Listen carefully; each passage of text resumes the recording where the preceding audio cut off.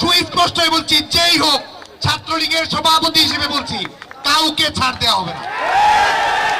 সময় মতো ব্যবস্থা নিব, সময় মতো ব্যবস্থা নিব।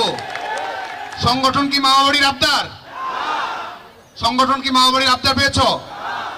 বসতে বলা হচ্ছে, বসছো না। স্লোগান দিতে বলা হচ্ছে, স্লোগান থামাতে বলা হচ্ছে, থামাচ্ছ না।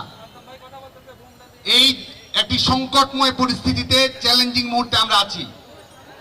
এই ছাত্রলীগ কে করতে বলছে? যদি সেই আদর্শিক দৃঢ়তা না থাকে, যদি ডিসিপ্লিন না থাকে, কমিটমেন্ট না থাকে, ছাত্রলীগ কে করতে বলেছে? কঠোর ভাবে বলছি, সামনে ডানে বামে অনেক কিছু দেখছি, অনেক কিছু দেখছি। সুস্পষ্ট হয়ে বলছি, ছাত্রলীগের সাংগঠনিক শৃঙ্খলা ভঙ্গ করলে যেই হোক, সুস্পষ্ট হয়ে বলছি, যেই হোক ছাত্রলীগের সভাপতি হিসেবে বলছি, কাউকে ছাড় দেওয়া হবে না, কাউকে ছাড় দেওয়া হবে না।